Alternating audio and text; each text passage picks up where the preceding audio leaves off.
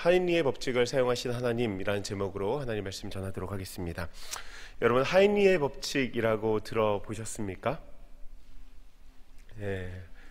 그 명설교가는 회중이 만든다는 이야기가 있습니다. 그래서 여러분들 말씀 이렇게 들으실 때 이해하고 있다, 그리고 저도 반응하고 있다, 이렇게 끄덕여 주시면은 말씀을 전하기가 훨씬 더 좋을 것 같습니다.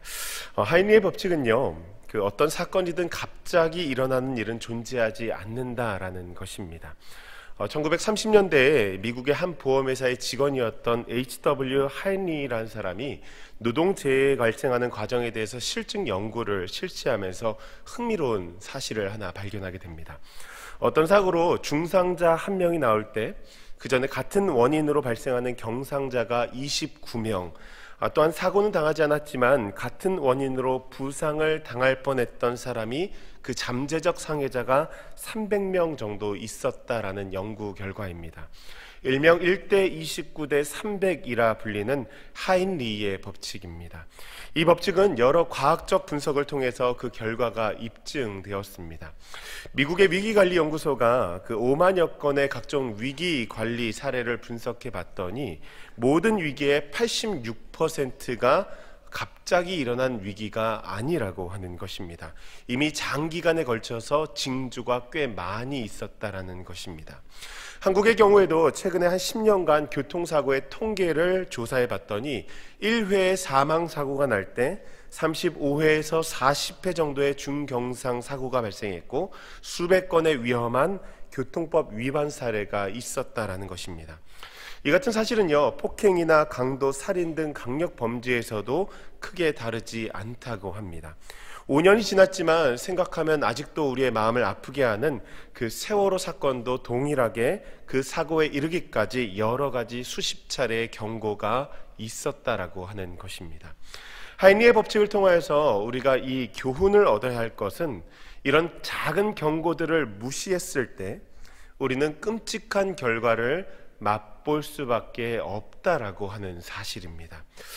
저는 이 말씀을, 이 법칙을 묵상해 보면서 이것이 우리의 생활뿐만 아니라 아마도 이런 영적인 세계에도 동일하게 적용되는 것이 아닌가라는 생각을 한번 해보게 되었습니다.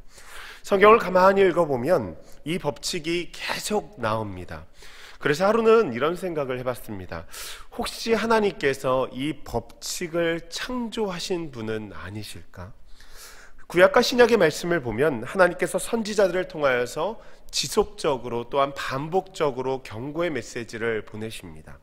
죄인인 우리를 부르시기 위해서 끊임없이 돌이키라고 선지자들을 보내시고요. 또한 이 땅에 구원자 예수 그리스도가 올 것을 반복적으로 말씀하십니다. 또한 그분은 이 땅에 오셔서 우리에게 하나님 나라에 대한 소망을 3년 동안 전하셨어요.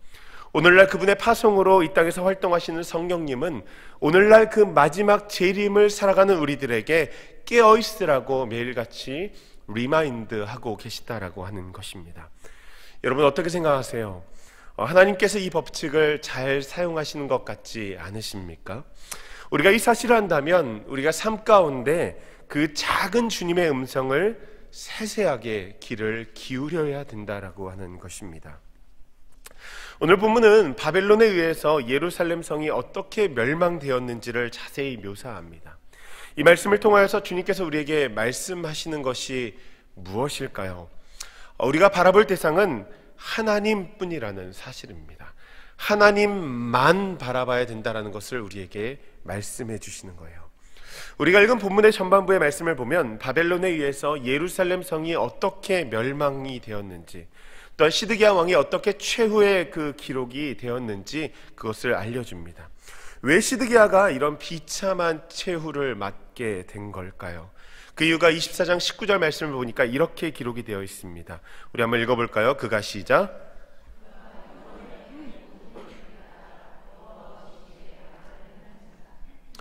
여호와 보시기에 악을 행한지라. 그의 마음이 하나님 중심적이지 않았다라고 하는 것입니다. 교회에 나오고 예배는 드리지만 일상이 늘 자기 중심적이고 삶 속에 어떤 결정을 할 때 하나님 앞에 기도하며 묻기도 했지만 절대로 하나님의 말씀을 듣지도 않았고 하나님을 의지하지도 않았다라는 것입니다. 교회에서는 신앙인처럼 보이지만 그는 자기의 생각을 더 의지했고 늘 보이는 것만 의지하며 살았기 때문에 그가 비참한 최후를 맞이할 수밖에 없었다라는 사실입니다. 최근에 큐티가 그 히브리서가 끝나고 갈라디아서의 말씀이 이제 시작이 되었는데, 말씀을 묵상하면서 우리가 이 주님의 음성을 좀 무겁게 들어야 되지 않을까라는 생각이 참 많이 들었습니다. 왜냐하면 저는 이 말씀을 묵상하면서 시드기야의 삶이 우리의 삶과 별반 다르지 않다라는 생각이 들었거든요. 그의 삶을 가만히 묵상해 보면 많은 고뇌의 흔적이 느껴집니다. 한 나라를 맡은 자로서 아마도 여러 생각들을 참 많이 했을 것입니다. 중요한 것은 그의 지극히 인간적인 생각이 그의 삶을 고통스럽게 했고 결국에는 파멸로 이끌어 갔다라고 하는 것입니다. 여러분, 본문을 한번 가만히 보십시오. 그가 하나님보다 이 땅의 여러 가지의 것들을 의지하는 모습을 우리는 볼 수 있습니다. 이스라엘의 역사를 보면 그들이 이집트를 떠나서 가나안에 이르는 모든 여정이 하나님의 은혜라는 것을 알게 됩니다. 하나님께서 전적으로 이끄셨어요. 그 대표적인 이야기가 출애굽기 17장의 말씀입니다. 이스라엘과 아말렉이 전쟁을 벌이는데 이 전쟁에는 하나님의 주권이 무엇인지, 그 역사가 무엇인지를 우리에게 아주 잘 이야기합니다. 이 전쟁은 어떤 지형을 이용한 전술이나 병사들의 배치, 나라의 전력에 의해서 그 승패가 결정되지 않습니다. 오로지 모세의 손을 통해서 그 손이 올라가고 내려가는 것에 그 전쟁의 승패가 달려 있었다라고 하는 것입니다. 하나님께 속한 이 사람들의 전쟁 방법이 무엇인지를 우리에게 말씀해 주시는 거예요. 하나님만 의지하며 나아가면 된다라는 것입니다. 그런데 동일한 상황 가운데 있는 오늘 본문의 시드기야는 그렇지 않습니다. 1절과 2절 말씀을 보니까 시드기야가 다스린 지 제9년 10째 달 10일 바벨론이 예루살렘 성을 에워쌌고 그것이 시드기야가 제11년 넷째 달 9일까지 계속되었다라고 기록을 하고 있어요. 정확한 시간이 나타나 있죠. 1년 반 이상 2년 동안 바벨론과 대치하는 상황이 벌어진 것입니다. 그들이 이렇게 오랜 시간 대치하게 된 이유 중 하나는 예루살렘 성이 난공불락의 철옹성이라 불렸기 때문입니다. 성의 동서 양편의 경사가 가파르고 깊은 계곡으로 이루어져 있어서 그 계곡 사이에 우뚝 솟은 곳에 성벽을 쌓고서 예루살렘 성을 만들었기 때문에 예루살렘 성은요, 천의 요새라고 불렸습니다. 시드기야 마음 안에 이런 생각을 가졌던 것 같아요. 예루살렘 성만은 안전하겠지. 안에서 절대 열지 않는 이상 절대로 밖에서 뚫을 수 없겠다라고 생각한 것입니다. 특별히 전쟁에서 가장 중요한 것이 먹을 것인데 성 안에서 어느 정도의 자급자족이 이루어지니 시간이 가면 갈수록 자신들에게 유리하다라고 생각한 것입니다. 그런데 문제가 하나 생깁니다. 그 성에 기근이 들어서 농사가 제대로 이루어지지 않은 거예요. 군사들이 먹어야 될 군량미도 없어졌고 성 안의 모든 백성들이 먹어야 될 양식도 떨어진 것입니다. 이제는 제 아무리 예루살렘 성이 천의 요새라도 버틸 힘이 없어졌다라는 것입니다. 본문을 보세요. 예루살렘 성벽이 언제 뚫렸는지 이 본문 3절과 4절 말씀을 보니까 이렇게 기록이 되어 있습니다. 우리 한번 읽어볼까요? 넷째 달 시작. 넷째 달 9일 성 안에 기금이 심해 그때 성벽이 뚫리니 바벨론 사람들이 성을 포위해 진을 치고 있음에도 불구하고 모든 군사들이 밤에 왕궁 뜰 옆에 있는 두 벽 사이 문으로 도망쳤고 왕은 아라바 길로 갔습니다. 그 땅의 백성들이 먹을 양식이 떨어져 버렸습니다. 그때 성벽이 뚫리니 백성들에게 그 양식이 떨어졌을 때 예루살렘 성벽이 뚫리기 시작했다는 거예요.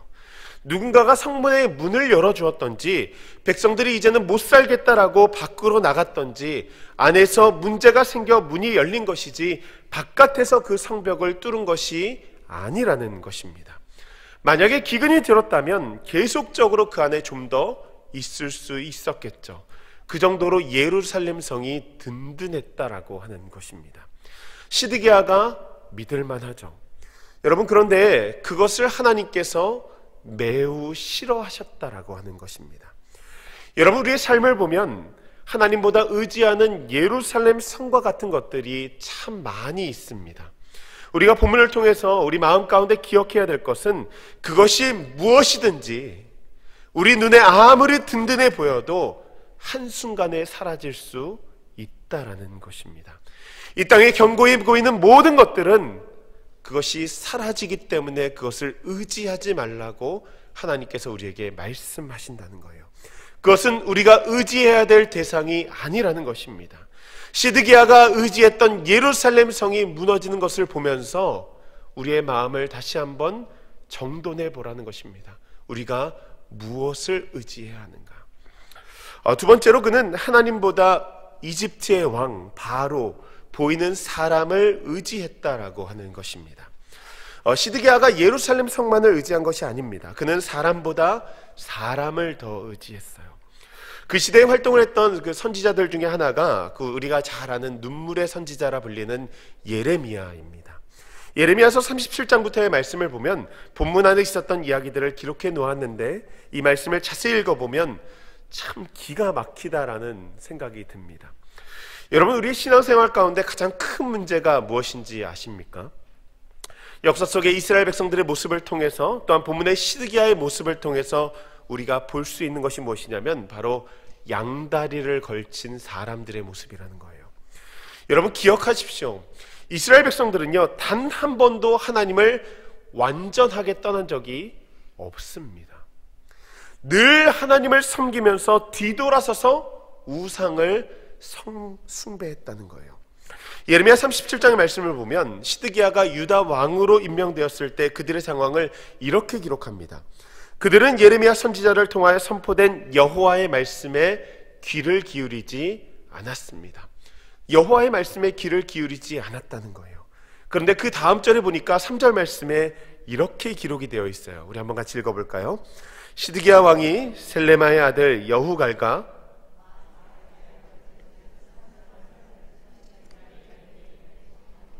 너는 우리를 위하여 우리 하나님 여호와께 기도하라 하였으니. 여러분, 재미있지 않습니까? 여호와의 말씀에는 전혀 관심이 없지만 너는 우리를 위해서 하나님 앞에 기도해 달라는 거예요. 여러분, 이런 모순이 어디 있습니까? 말씀은 안 듣고 기도 부탁은 하지만 자신만의 플랜을 세운 채 자신의 삶을 이루어가는 것입니다. 여러분, 혹시 오늘 우리의 삶이 그렇지는 않습니까? 인생은 내 인생이니 내 인생 가운데 왕은 내가 되어야 한다는 거예요. 하나님께서 나에게 맞추어야 한다라고 하는 것입니다. 계획은 내가 하고 주님께서 내 삶 가운데 필요한 모든 것을 서포트하는 역할을 하는 것이 주님의 역할이니 내가 그렇게 기도할 때 주님께서 나에게 맞추어서 그렇게 해달라고 하는 것입니다. 시드기야가 왕이 되었을 때 이 국제 정세는요, 패권을 잡았던 아수르가 약해지고 바벨론이라는 신흥 세력이 떠오르던 때입니다. 이 바벨론이 이스라엘을 침범한 이유는요, 이스라엘 밑에 있는 이집트를 치기 위함입니다. 그래서 이 바벨론이요, 이스라엘을 잘 다스리기 위해서 1차 침공 때부터 귀족과 왕족의 자녀들을 잡아갑니다. 그때 잡혀간 사람이 누구죠? 다니엘이라는 사람이죠. 그런데 반대편인 이집트 입장에서 보면 이스라엘을 어떻게든지 방패막이로 삼아야 되는 것입니다. 그러니 이스라엘과 비공식적인 루트로 계속 면담을 하면서 이런 이야기를 하는 거예요. 내가 너희들 독립할 수 있도록 도와줄 테니까 우리랑 동맹을 맺자. 그리고 바벨론에 함께 대항하자라고 하는 것입니다. 시드기야가 그들과 내통하면서 이런 생각을 가지게 된 거예요. 이집트 왕이 바로가 우리를 도와줄 것이니까, 또한 그의 마음 가운데 독립에 대한 갈망이 있으니까 자꾸 그 도움의 대상을 의지하게 되는 것입니다. 그러다 보니까 어떻게 됐어요? 바로가 자신의 삶 가운데 우상이 되어버린 거예요. 하나님보다 바로를 더 의지하게 됐다라고 하는 것입니다. 분명히 하나님께서 바로가 물러갈 것이라고 말씀하셨음에도 불구하고 그 바로가 와줄 것을 기대하면서 살아갔다는 거예요. 제가 말씀을 묵상하면서 참 하나님이 선하신 분이시다라고 생각이 드는 게, 여호와의 말씀에 전혀 기울이지 않는 사람인데 예레미야가 기도했다고 또한 그에게 하나님께서 말씀을 해주시는 거예요. 시드기야에게 가서 전하라. 예레미야 37장 7절 말씀 보니까 이렇게 기록이 되어 있습니다. 너희를 보내어 내게 구하게 한 유다의 왕에게 가서 아뢰라. 여러분, 하나님께서요, 우리가 기도하면 어떤 모습이든지 응답해 주신다라고 하는 것입니다. 한번 생각해 보세요. 만약에 여러분들이 좀 높은 위치에 있는 사람이고 어떤 사람이 여러분의 말씀을 전혀 듣지 않을 것이지만 여러분 앞에 와서 구한다고 생각해 보십시오. 그럼 여러분 그들에게 응답하시겠습니까? 어차피 그 사람은 내 이야기를 듣지 않을 것인데 내가 굳이 이 사람에게 말을 해야 되나? 라는 생각을 가질 텐데 하나님께서는 말씀하신다는 거예요. 그럼에도 불구하고 시드기야는 어떻게 합니까? 그냥 내 생각대로 살아간다라고 하는 것입니다. 하나님이 아닌 다른 우상을 선배하며 그 비참한 결말을 향하여서 달려간다라고 하는 거예요. 하나님보다 바로를 의지하며 그들이 나를 지켜줄 것이라고 생각한다는 것입니다. 팀 켈러 목사님이 쓰신 그 내가 만든 신이라는 책이 있습니다. 거기에 보면 우상 숭배가 무엇인가에 대해서 자세히 설명하는데 그 특징이 있어요. 이 땅에 보이는 것이며 또한 사람이 만들었다라는 것입니다. 여러분, 이 땅에 우상이 원래 존재하는 것이 아니라 사람이 만든다라고 하는 거예요. 여러분, 본문에 나타나는 이 관계적인 측면에서도 마찬가지입니다. 제가 얼마 되지 않은 그 목회 가운데 참 감사한 것 중에 하나가 무엇이냐면 하나님께서 제게 지금까지 참 좋은 사역지들을 허락해 주시고 또한 여러분들과 같이 신실한 하나님의 백성들을 참 많이 만나게 해 주셨다라는 사실입니다. 제가 청년 사역을 하면서 우리 청년들에게 또한 우리 영성사역원 사역을 하면서 우리 성도님들께 너무나 감사할 때가 많아요. 그래서 제가 이제 한국에 계신 저희 아버지와 통화를 하면서 종종 이런 이야기를 합니다. 이런 신실한 사람들이 있어서 너무나 마음 가운데 감사한 것 같아요. 믿을 수 있는 동역자들이 있어서 참 좋습니다 라고 말씀을 드리면 저희 아버지께서 저에게 이런 말씀을 하세요. 사람 믿지 마라. 오직 하나님만이 믿음의 대상이지 사람은 믿음의 대상이 아니다. 그러면서 이런 말씀하시는 거예요. 사람은 사랑할 대상이다. 여러분 동의하십니까? 네, 맞아요. 처음에는 사실 이 말이 잘 이해가 안 갔습니다. 하나님께서 이 땅에 사람들을 통해서 역사하시는데 사람 믿지 않고서 어떻게 사역을 합니까? 여러분, 이 말도 일리 있지 않습니까? 어떻게 사람 믿지 않고 교회에 재정을 맡기고 또한 사람 믿지 않고 사람 그 직분자들을 세울 수 있겠냐는 거죠. 사람 믿어야죠. 그런데 하나님께서 그것을 매우 싫어하신다라는 거예요. 보이지 않는 하나님보다 눈에 보이는 그 무엇인가를 의지하려고 하는 순간 하나님께서는 그 보이는 것을 통하여서 비참함을 맛보게 하신다라는 것입니다. 하나님께서 오늘 시드기야를 통하여서 그 결론이 무엇인지를 명확하게 말씀해 주시는 거예요. 시드기야가 의지했던 모든 것이 사라져버리고 이제는 예루살렘 성을 탈출하게 됩니다. 탈출 계획을 세우고 실행에 옮기고 이제 탈출을 하는데 문제가 생겼습니다. 바벨론의 군대의 추격을 받게 된 거죠. 바벨론 군대가 쫓아오기 시작하니까 시드기야 주변에 있던 모든 군사들이 뿔뿔이 흩어져서 시드기야를 버리고 자신의 살 길을 찾아 나가는 거예요.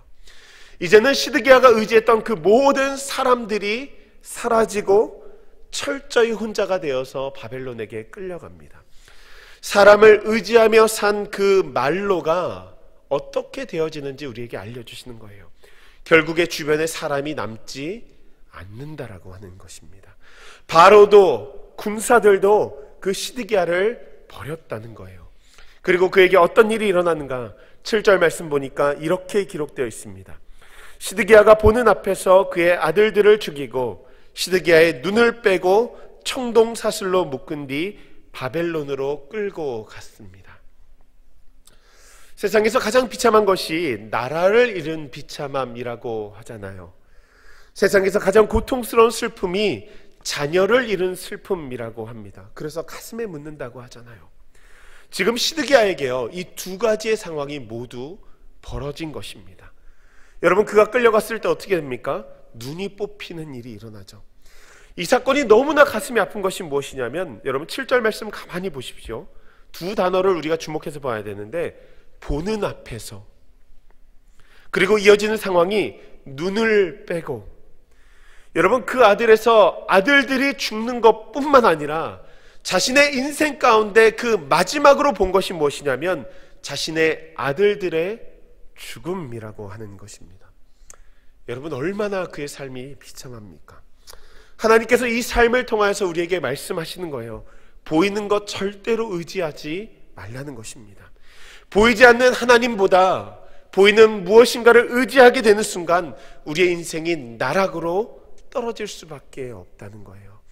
여러분, 혹시 여러분 마음 가운데 정말 작게라도 보이는 것을 믿음의 대상으로 삼고 있다면 그것을 내려놓아야 한다는 것입니다. 여러분, 그것이 남편이 될 수도 있고요, 여러분 그것이 자녀가 될 수도 있지 않습니까? 여러분들이 그것이 돈이 될 수도 있는 거잖아요. 여러분, 그것은요 하나님께서 여러분들에게 주신 선물이지, 여러분들 그것이 여러분들에게 우상이 되어지면 안 된다라는 것입니다. 믿음의 대상은 오직 하나님뿐이라는 사실을 우리가 기억해야 된다는 거예요. 우리가 이 시드기의 삶을 가만히 살펴보면 왜 이런 삶을 살게 되었는가? 여러분, 그가 굉장히 종교적이었다라는 것을 우리가 알 수 있습니다. 하나님을 믿는 사람이라기보다는요, 무엇인가 자신의 마음의 평안함을 위해서 하나님을 이용한 사람이 바로 시드기야였다는 거예요. 맹목적으로 성전을 드나드는 사람. 저는 본문 말씀을 보면서 왜 이 성전의 멸망을 이렇게 자세히 기록해 놓았을까라는 질문이 들었습니다. 왜 그럴까요? 왜 이 성전이 무너지는 모습을 우리에게 보여주는 걸까요? 우리에게 주는 메시지가 있습니다. 성전을 드나드는 종교적인 삶에서 벗어나라는 거예요. 그 성전에서 벗어나야 된다라고 하는 것입니다. 여러분, 그리고 우리가 진짜 붙잡아야 될 것을 말씀해 주세요. 8절부터의 말씀을 보면 느부갓네살의 왕인 호위대장인 느부사라단이 어떻게 예루살렘 성과 여호와의 성전을 파괴하는지 기록을 합니다. 특별히 본문에서 우리가 자세히 살펴봐야 할 것은 언약의 중심이라고 할 수 있는 하나님의 성전이 바벨론에 의해서 짓밟히고 성전의 기구들과 모든 보물들이 빼앗겨 버렸다라고 하는 것입니다. 다윗 때부터 내려왔던 그 여호와의 영광, 예루살렘의 영광이 이제는 수치로 바뀌어 버렸다는 거예요. 특별히 이 바벨론이 약탈한 성전 기구가 13절 말씀에 기록이 되어 있는데, 여호와의 성전에 있던 청동 기둥들을 가져갔다라고 기록을 하죠. 이것들이 16절 말씀에 보니까 솔로몬 시절에 만들어졌다라고 기록을 하고 있어요. 여러분, 이것이 여러분들이 한 번쯤은 들어봤을 그 야긴과 보아스라고 하는 성전의 두 기둥입니다. 여러분, 이것이 그에게 능력이 있다라는 뜻을 가지고 있어요. 시드기야가 어렸을 때부터 이런 교육을 받은 거예요. 우리의 위대한 조상인 솔로몬이 성전을 건축하고 이런 기도를 했어요. 하나님께서는 너무도 크신 분이시기 때문에 여기에 머무를 수 없기 때문에 하나님의 이름만이라도 여기에 머무를 수 있도록 우리 솔로몬이 기도했다는 것입니다. 그랬더니 하나님께서 이런 응답을 주셨다는 거예요.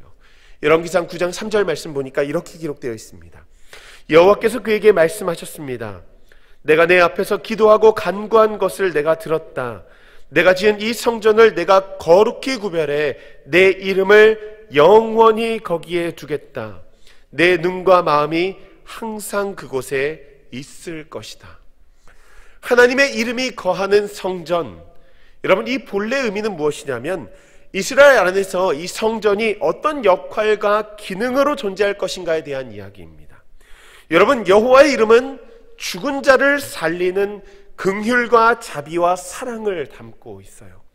그러므로 여호와의 이름이 거하는 곳, 여러분, 우리가 그곳을 향하여서 이름을 부른다면 내가 하나님의 긍휼과 사랑과 자비하심만을 의지한다라는 고백이라고 하는 것입니다. 그래서 요엘서 2장 말씀 보니까 이렇게 기록되어 있습니다. 누구든지 여호와의 이름을 부른 자는 구원을 얻으리니.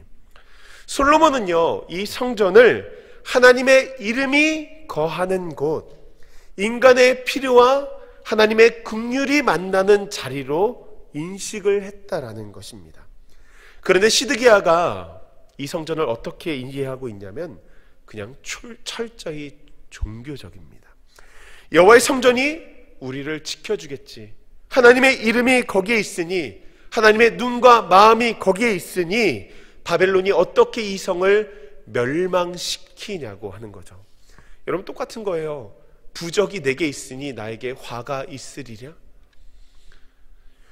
여러분, 왜냐하면 열왕기상 9장 13, 3절 말씀 보면요, 이 말씀이 조건부인 것을 알 수 있습니다. 그 뒤에 6, 7절 말씀에 보면 이렇게 기록이 되어 있어요. 그러나 너나 내 아들들이 만약 나를 따르지 않고 등을 돌려 내가 내 앞에 둔 내 명령과 규례를 지키지 않고 다른 신들에게 가서 섬기고 숭배하면 내가 이스라엘에게 준 그 땅에서 그들을 끊어내고 내 이름을 위해 내가 거룩하게 구별한 이 성전을 내 눈앞에서 던져버릴 것이다. 그렇게 되면 이스라엘 모든 민족들 가운데 비웃음과 조롱거리가 될 것이다. 그러니까 나를 따라야 된다라는 거예요. 그런데 시드기야는 자신이 하나님의 언약과 전혀 무관하게 살아가면서 이 성전의 의미는 전혀 생각하지 않은 채 눈에 보이는 성전이 자신의 안전을 지켜줄 것이라고 생각한 것입니다. 여러분, 그의 삶이 종교적이었다는 거예요. 그 성전에서 형식적인 제사를 드리고 모든 사람들이 형통할 것이라고 생각한 것입니다. 본질은 사라지고 껍데기만 남은 그 신앙을 가지고 있었다는 거예요. 여러분, 한번 가만히 생각해 보십시오. 여러분들이 성경을 가지고 있기 때문에 크리스천입니까? 아니죠. 교회에 나오기 때문에 여러분들이 크리스천입니까? 아니죠. 매 주일 형식적인 예배를 드리기 때문에 여러분 크리스천입니까? 아니죠. 여러분, 무늬만 크리스천이 너무나 많다는 거예요. 내가 성경을 가지고 있기 때문에, 교회에 나오기 때문에, 예배에 참석하기 때문에 나를 크리스천이라고 생각하는 사람들이 너무나 많아요. 여러분, 진짜 크리스천 누구입니까? 예수님을 하나님의 아들로 믿고 나의 구세주로 고백하는 사람들. 그가 나의 죄 때문에 십자가에 못 박혀 돌아가셨고 내가 그의 부활을 믿음으로써 영원한 생명에 들어간다라고 믿는 사람들, 여러분, 마음 가운데 그 고백이 있는 사람들이 바로 크리스천이라고 하는 것입니다. 그 크리스천이 당연하게 나와서 하나님 앞에 예배하는 거예요. 그 크리스천이 당연하게 교회의 문턱을 넘는다라고 하는 것입니다. 그 고백 없이 그냥 교회를 다니는 사람들 크리스천 아니라고 하는 것입니다. 그런데 많은 사람들이 그렇게 생각하는 거예요. 남들이 내가 교회 다니기 때문에 크리스천이라고 부르니까 하나님께서 내가 이 예배하는 시간 가운데 은혜를 더하여 주시겠지. 여러분, 늘 기억하십시오. 하나님께서는 여러분들의 겉모습을 보는 것이 아니라 여러분들의 마음 중심을 보신다는 거예요. 그 여러분들의 중심이 하나님을 향해 있을 때, 그 중심으로 하나님의 말씀에 반응하고 그 마음과 뜻과 정성을 다해서 그의 뜻대로 행할 때 하나님 나라에 들어갈 수 있다고 예수님께서 우리에게 분명하게 말씀해 주시잖아요. 구원받은 백성들은 율법에 얽매여 사는 사람들이 아니라 그것을 마음 중심에 두고 감사함으로써 그 은혜 가운데 살아가는 사람들이라고 하는 것입니다. 여러분, 그것을 위해서 하나님께서 이 형식적인 성전을 파괴해 버리신 거예요. 더 이상 보이는 것에 얽매이지 말라는 것입니다. 그리고 구약의 모든 선지자들을 통하여서 끊임없이 말씀하셨던 새 성전을 우리 가운데 세워주세요. 요한복음 2장 말씀 보니까 이렇게 기록이 되어 있죠. 예수께서 그들에게 대답하셨습니다. 이 성전을 허물라. 그러면 내가 3일 만에 다시 세우겠다. 그러자 유대 사람들이 대답했습니다. 이 성전을 짓는데 46년이나 걸렸는데 당신이 그것을 3일 만에 다시 세우겠다는 말이요. 그러나 예수께서 말씀하신 성전은 바로 자기 몸을 가리킨 것이었습니다. 아멘. 이제는 보이는 건물에서 벗어나라는 거예요. 그것은 진짜 믿음이 아니라고 하는 것입니다. 진짜 크리스천이 되기 위해서는 그 보이는 성전이 아니라 참 성전 대신 예수 그리스도를 붙잡아야 된다라고 우리에게 말씀해 주시는 거예요. 여러분, 이 땅에 보이는 모든 것은 마지막 날에 무너질 것입니다. 여러분, 그것이 성경의 예언이에요. 영원할 수 없다는 것입니다. 그래서 하나님께서 우리에게 참 성전이신 예수 그리스도를 허락해 주신 거예요. 그분이 오셔서 십자가에 죽으심으로, 또한 부활을 이루심으로 우리의 구원을 이루셨다는 거예요. 인간의 필요와 하나님의 긍휼이 그 예수 그리스도를 통하여서 이 땅 가운데 이루어졌다라고 하는 것입니다. 그리고 이제는 성령을 이 땅에 보내시며 우리를 성령이 거하시는 성전으로서 부르신다라고 하는 거죠. 우리가 그 사실을 안다면 우리는 눈에 보이는 것을 의지할 것이 아니라 오직 참 성전이신 예수 그리스도를 바라보면서 살아가야 된다는 거예요. 참 성전이신 예수 그리스도를 의지하며 살아가야 된다는 것입니다. 말씀을 마치려고 합니다. 말씀을 묵상하면서 참 마음 가운데 이 합리의 법칙을 통해서 일하시는 하나님의 사랑이 참 많이 느껴지는 거예요. 우리는 죽음을 향해서 끊임없이 달려가는데 우리에게 기적적으로 말씀하시는 거예요. 내가 널 사랑한단다. 내게로 돌아오렴. 여러분, 우리가 그 사랑의 음성을 너무나 많이 외면하고 있는 것은 아닌지 모르겠습니다. 오늘날의 교회가 참 많이 무너지고 있습니다. 유럽의 교회가 쇠퇴하고 미국의 교회가 변질되고 한국의 교회가 무너지고, 여러분 왜 그럴까요? 우리가 끊임없이 말씀하시는 하나님의 그 경고의 음성을 외면하고 때로는 무시했기 때문이라는 거예요.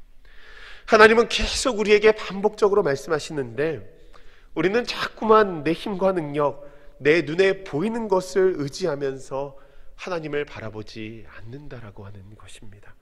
입술로는 이 자리에 나와서 예수를 믿는다고 이야기하면서 손을 들고서 하나님을 찬양하지만, 정말 집중해서 하나님의 말씀도 듣지만 우리의 일상 가운데 그것이 능력이 되어지지 않는다라는 거예요. 제가 청년들하고 성경 공부하면서 한번 물어봤습니다. 여러분들 진짜로 예수님이 여러분 삶 가운데 진짜 참 소망이 되시냐고. 여러분, 예수의 이름을 생각하면 절망 가운데 빠졌던 여러분들의 그 스테이러스가 소망 가운데 있다라는 것을 느껴지게 되냐고. 힘들고 어려웠는데 예수님을 바라보면 정말 힘이 나냐는 거예요. 여러분, 그렇습니까? 수많은 크리스천들이 지금 영적인 안전 불감증에 빠져 있어요. 영적인 감각이 일상 가운데서 둔하여서 안전에 대한 위협을 전혀 느끼지 못하고 살아간다는 것입니다. 만취가 되어서 음주운전을 하면서도 자신이 안전할 것이라고 너무나 쉽게 생각한다는 거예요. 말씀을 보지 않고 읽지 않고 기도하지 않지만 매주일 예배에 나오기 때문에 나를 크리스천이라고 생각하는 사람들, 하나님의 은혜와 긍휼을 바라는 사람들, 내가 크리스천이라는 이름을 가졌기 때문에 잘 되겠지라고 안일하게 생각하는 사람들, 여러분, 그런 생각과 여러분들의 잘못된 믿음이 오늘 주님의 교회를, 또한 믿음의 가정을 무너뜨리고 있다는 것입니다. 여러분, 그런 여러분들을 바라보시면서 하나님께서 눈물 흘려서 이렇게 말씀하시는 거예요. 착각에서 벗어나고 나에게 돌아오렴. 저는 오늘 이 말씀을 읽고 말씀을 마무리하려고 합니다. 스가랴 1장 말씀인데요, 이 말씀이 여러분 심령 가운데 정말 깊이 새겨지기를 소원합니다. 우리 한번 믿음으로 같이 읽어볼까요? 그러므로 시작. 그러므로 너는 그들에게 말하기를 만군의 여호와께서 이처럼 이르시되 너희는 내게로 돌아오라. 만군의 여호와의 말이니라. 그리하면 내가 너희에게로 돌아가리라. 만군의 여호와의 말이니라. 아멘. 너희는 내게 돌아오라. 만군의 여호와의 말이니라. 여러분, 이것을요 하나님께서 아침 저녁으로 매 순간마다 우리에게 말씀하고 계시다는 것입니다. 우리가 그 주의 사랑의 음성을 듣고 우리의 죄를 자백하며 주님 앞에 나아가길 소원합니다. 우리가 그 죄를 자백하며 돌아갈 때 그는 미쁘시고 의로우사 우리의 죄를 사하시고 모든 불의에서 깨끗게 하실 것이라고 우리에게 말씀하십니다. 우리 모두가 다시 한번 주의 음성 듣고 하나님 앞에 돌아가는 그런 주의 백성들, 그런 주님의 딸 되길 주님의 이름으로 축복합니다. 우리 시간에 잠시 기도했으면 좋겠습니다. 하나님, 이 시간 끊임없이 부르시는 주의 음성을 듣습니다.